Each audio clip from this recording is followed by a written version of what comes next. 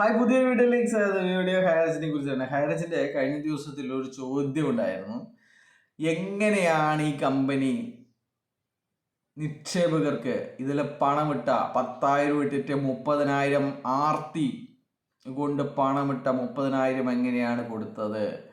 5 ലക്ഷം ഇട്ട് കഴിഞ്ഞാൽ 55 ലക്ഷം കിട്ടുമെന്ന് കരുതിയിട്ട മണ്ടന്മാർക്ക് എങ്ങനെയാണ് പൂളിംഗം കൊടുത്തത് എന്നൊക്കെ ഒരു ചോദ്യം ഉണ്ടായിരുന്നു.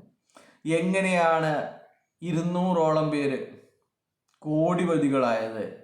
200 500 ആളെ തോന്നുന്നു. 500 പേരാണ് കോടിപതികളായത്. എങ്ങനെയാണ് എന്നുള്ളത് മണി ചെയിൻ ചെയ്തിട്ടല്ലേ എന്നുള്ള ചോദ്യമാണ് ഞാൻ ഒരു കാർ വാങ്ങിയ, ബെൻസ് വാങ്ങിയ ഒരു ഇത്തയോട് ചോദിച്ചത്. ഇത്തയോട് ചോദിച്ചു, മറുപടി ഉണ്ടോ ഇതിന്? മറുപടി, എന്തെങ്കിലും ബിസിനസ് ചെയ്തിട്ടാണോ നിങ്ങൾ ഈ പണം ഉണ്ടാക്കിയത്? ഇതിന് ഒരുത്തനും മറുപടി പറയാൻ പറ്റിയില്ല. ഇനി നിങ്ങൾക്കറിയെങ്കിലും പറയൂ എന്ന് ചോദിച്ചു. അപ്പോൾ അതിന് വളരെ ധൈര്യത്തോടെ അവർ പറയുകയാണ്, എല്ലാ കമ്പനികളും ഇങ്ങനെ തന്നെയാണ് പണം കൊടുക്കുന്നത്. ഉളുപ്പ് എന്താണ്? എല്ലാ കമ്പനികളും ഇങ്ങനെ മണി ചേഞ്ച് ചെയ്തിട്ടാണ് പണം കൊടുക്കുന്നത് എന്നുള്ള മറുപടിയാണ് ആ സ്ത്രീ എന്നോട് പറഞ്ഞത്.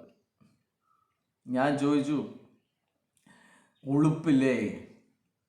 ഇങ്ങനെ പണം ലഭിച്ചു എന്ന് വിചാരിച്ച് ഇത്ര മണി ചെയിനെ ഇത്തരം രീതിയിൽ ചിന്തിക്കാനും ഇത്തരത്തിൽ വെള്ള പൂശാനും നിങ്ങൾക്ക് ഉളുപ്പില്ലേ എന്നാണ്.